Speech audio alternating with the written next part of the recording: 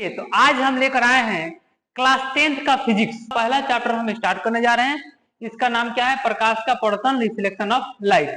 पहला पॉइंट है प्रकाश। तो प्रकाश किसे कहते हैं? प्रकाश वह भौतिक कारण है जिसकी उपस्थिति में हम किसी वस्तु को देखते हैं या देखने की अनुभूति करते हैं। जैसे रात को जब अंधेरा हो जाता है या बिजली चली जाती है तो हमें कोई भी वस्तु नहीं दिखाई देता, सारा वस्तु जो होता है ब्लैक ब्लैक दिखता है। उसकी अनुपस्थिति में हम क्या करते हैं? अपना टॉर्च जलाते हैं, अपने मोबाइल का टॉर्च जलाते हैं, या घर में तेल का जो दिया होता है उसे जलाते हैं, या मोमबत्ती जलाते हैं। मतलब किसी न किसी प्रकार से वहां पे प्रकाश की व्यवस्था करते हैं। जब प्रकाश आ जाती है तो उसकी उपस्थिति में हम अपने वस्तु को, या पढ़ाई कर रहे हो या किसी वस्तु को देख रहे हो, तो हम उसकी उपस्थिति में देख सकते हैं। अब आगे देखते हैं कि कुछ प्रमुख बातें हैं प्रकाश के बारे में। कुछ प्रमुख बातें क्या क्या है? तो प्रकाश ऊर्जा का एक रूप है, मतलब प्रकाश से हमें ऊर्जा भी मिल सकती है। जैसे सूर्य का प्रकाश, तो सूर्य का प्रकाश से बहुत अच्छे प्रकार से उसका यूज करते हैं, बहुत ही अच्छे प्रकार से यूज करते हैं। जैसे सौर पैनल, कपड़ा सुखाने के लिए, खाना बनाने के लिए सूर्य के प्रकाश का उपयोग करते हैं। तो सूर्य क्या हो गया? एक ऊर्जा का रूप है।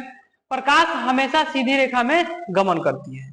अब जैसे मान लीजिए एग्जांपल देते हैं कि सीधी रेखा में कैसे गमन करती है, तो हमेशा ये स्ट्रेट लाइन एकदम ये सीधी रेखा में ऐसे गमन करती है, ये ऐसे गमन करेगा। अगर इसके बीच में अगर कोई यहाँ पे आ जाता है, पारदर्शी या अपारदर्शी, तो ऐसे रिफ्लेक्ट हो जाता है, लेकिन ये कभी भी ऐसे ऐसे गमन नहीं करता है। कभी भी करेगा तो यह सीधी रेखा में गमन करता है।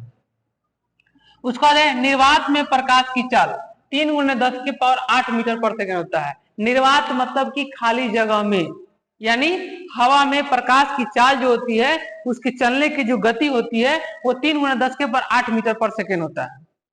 अगला है प्रकाश एक विद्युत चुंबकीय तरंग भी है, मतलब कि प्रकाश जो होता है उसे चुंबकीय तरंग में निकलता है। मतलब कि हम प्रकाश से चुंबकीय तरंग भी उत्पन्न कर सकते हैं। अगर आप इससे हमारे चैनल पे अगर नए हैं और आप 10th क्लास की प्रिपरेशन कर रहे हैं तो आप पढ़ सके, सुन के भी पढ़ सकते हैं, और अगर आपको नोट्स बनाना हो तो वीडियो को पॉज करके इसे आप लिख सकते हैं। ऐसे ही हम आगे पूरे बुक को ऐसे ही लिख लिख कर पढ़ाएंगे और एग्जाम्पल देकर समझाएंगे। देखते हैं नेक्स्ट पॉइंट क्या है। तो अगला पॉइंट है हमारा किरण। किरण किसे कहते हैं? तो प्रकाश की गमन पथ की दिशा को किरण कहते हैं। जैसे कि प्रकाश किस दिशा में गमन कर रहा है और वो कैसे गमन कर रहा है। तो मान लीजिए कि यहाँ पे एक एग्जाम्पल है कि हमने यहाँ पे एक डायरेक्शन दे दिया कि ऐसे गमन कर रहा है, तो प्रकाश ऐसे भी गमन कर सकता है, इस दिशा में भी गमन कर सकता है, ऐसे भी गमन करेगा, लेकिन कभी भी करेगा तो क्या? स्ट्रेट लाइन में करेगा। तो क्या कह रहा है यहाँ पे क्वेश्चन? किरण, प्रकाश की गमन पथ की दिशा को हम किरण कहते हैं। नेक्स्ट पॉइंट है हमारा प्रकाश पुंज या किरण पुंज। एक ही व्यक्ति के दो नाम, लेकिन कोई भी एक लिखा हो तो कोई दिक्कत नहीं है। प्रकाश पुंज का है या किरण पुंज का है। इसका इंग्लिश होता है बीम ऑफ लाइट।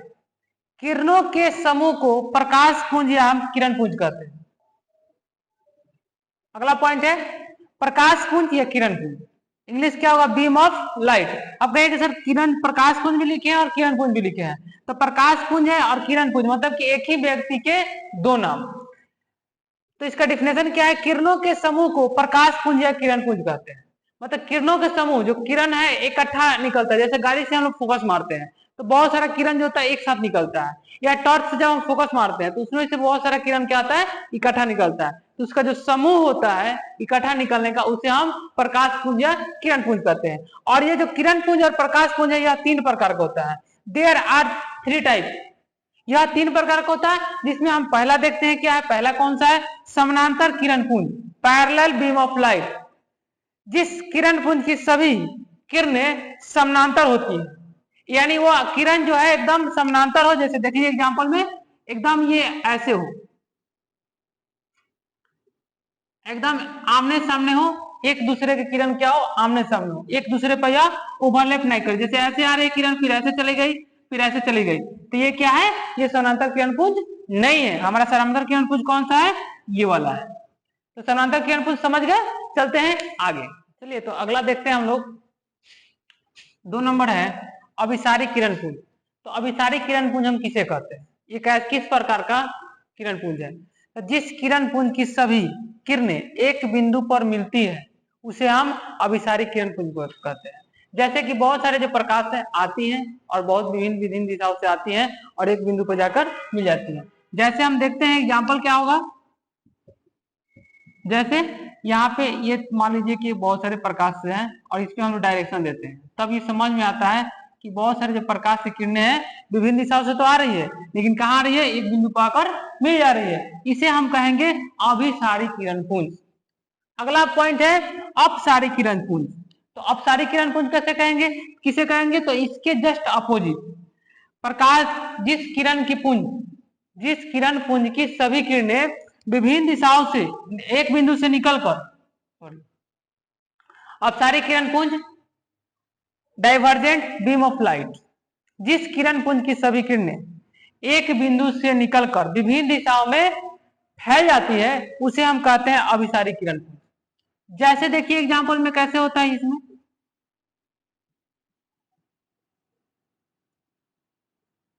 चाहे किरण कितने भी हो विभिन्न दिशाओं में ये फैल जाता है। तो क्या होता है, इसका पॉइंट ये है, लेकिन ये निकलकर क्या होता है, विभिन्न दिशाओं में फैल जाता है।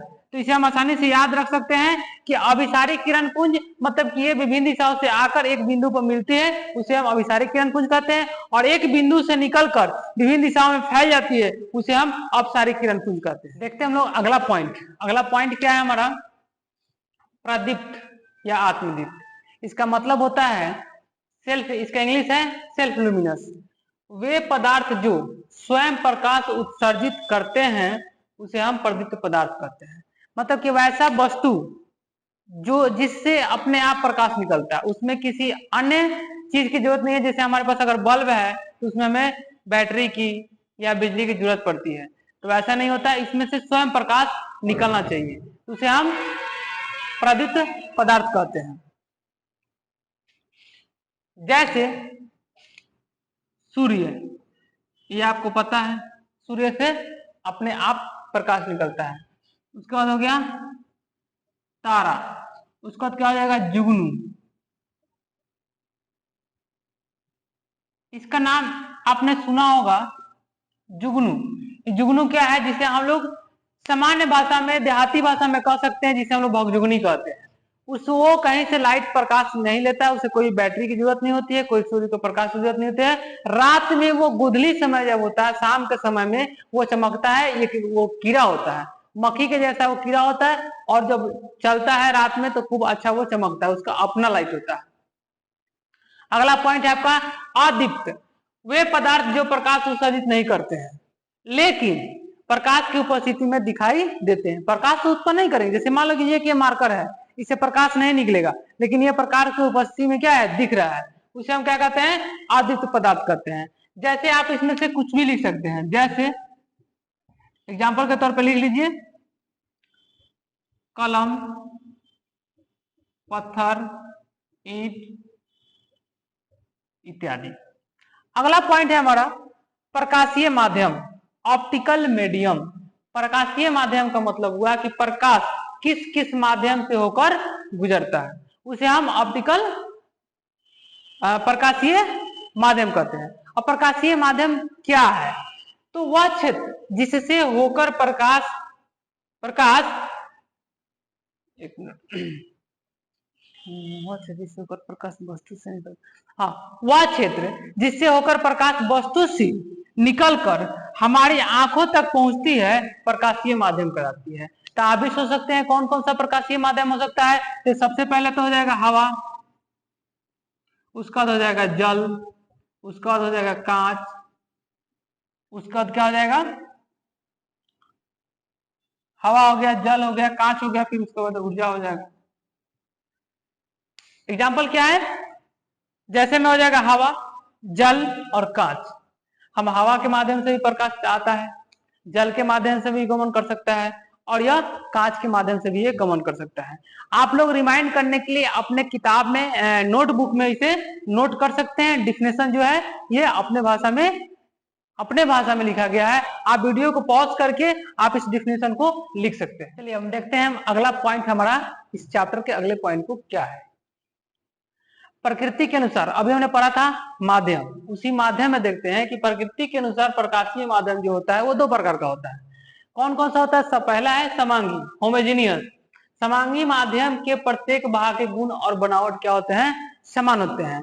जैसे मान लीजिए हवा और कांच, हवा और कांच में अगर आप जाइएगा तो प्रकाश का जो बनावट होगा, जैसे हमारा अगर हवा में बनावट कहीं परछाई बनता है तो वो क्या होता है, उसका सभी गुण क्या होते हैं, मिलते जुलते हैं, तो उसे हम कहेंगे समांगी माध्यम। उसका बाद है विसमांगी। विसमांगी मतलब विसमांगी माध्यम में प्रत्येक भाग के गुण और बनावट समान नहीं होते हैं, उसे हम विसमांगी माध्यम। विसमांगी माध्यम हेट्रोजीनियस, विसमांगी माध्यम की प्रत्येक गुण और बनावट क्या होते हैं, असमान होते हैं, समान नहीं होते हैं, यानी उनके जो गुण होते हैं वो मिलते नहीं। जैसे गर्म और ठंडा जल का मिश्रण, इसमें अगर हम किसी वस्तु को इसमें इससे देखते हैं, गर्म और ठंडा जल को मिला के उसमें अगर किसी वस्तु को देखते हैं तो उसका गुण और मिलावट नहीं मिलता है। लेकिन हवा में देखते हैं किसी वस्तु का तो जैसा है वैसा है, फिर हम कांच से भी देखते हैं तो वो वस्तु जैसा है वैसा दिखाता है, इसलिए उसे हम समांगी माध्यम कहते हैं। अगला पॉइंट है हमारा पारदर्शी माध्यम। ये भी एक क्या है, माध्यम है, प्रकाश का माध्यम है, जिस पदार्थ से होकर प्रकाश पूर्ण रूप से पार कर जाती है, यानी आर पार कर जाता है, वह पारदर्शी कहलाता है, पारदर्शी पदार्थ कहलाता है। जैसे क्या होगा, मान लीजिए कि जल, जल में अगर हम प्रकाश को डालते हैं तो आर पार कर जाता है, उसको क्या होगा, कांच, फिर होगा हवा इत्यादि। ये क्या होगा, पारदर्शी माध्यम के एग्जाम्पल हो गए।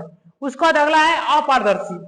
ओपे क्यों, जिस पदार्थ से होकर प्रकाश आर पार नहीं कर पाती उसे हम अपारदर्शी। मान लीजिए कि कोई प्रकाश बाहर है, जैसे दीवार हो गया, कार्टून हो गया, पत्थर हो गया, अगर उसमें हम प्रकाश को जलाते हैं तो क्या करता है, उसको पार नहीं कर पाता है, इसे हम क्या कहेंगे, अपारदर्शी माध्यम कहेंगे। जैसे आपका हो जाएगा ईंट, पत्थर, कागज इत्यादि। अगला पॉइंट है हमारा पारभासी पदार्थ, शैडो। जिस पदार्थ से होकर प्रकाश का कुछ ही अंश पार करता है उसे हम पारभासी पदार्थ कहते हैं। मतलब प्रकाश तो जाता है लेकिन पूर्ण रूप से पार नहीं कर पाता, उसका कुछ अंश पार करता है, उसे हम पारभासी कहते हैं। जैसे तेल लगा कागज, तेल लगा कागज, या घिसा हुआ कांच, घिसा हुआ कांच, या हम इसमें एक और एग्जांपल देते हैं आपको, दूध, जो घरों में दूध आता है उसको आप शीशा के गिलास में रख दीजिए और उस पर टर्च जलाइएगा तो उससे भी कुछ प्रकाश से कुछ अंश पार कर जाता है। आज के लिए हम इसी पे यहीं पे आज इस क्लास को खत्म करते हैं, फिर मिलेंगे ऐसे ही परिभाषा के साथ अगले टॉपिक को लेकर नेक्स्ट क्लास में। और जो चाहते हैं कि हम इस चैप्टर को पूर्ण रूप से तैयारी करें और पढ़ें, वो हमारे चैनल को लाइक करके सब्सक्राइब कर सकते हैं, ताकि उनका इंपॉर्टेंट जो चैप्टर है, अगला जो इंपॉर्टेंट टॉपिक होगा वो उनका छूटे नहीं। तब तक के लिए धन्यवाद।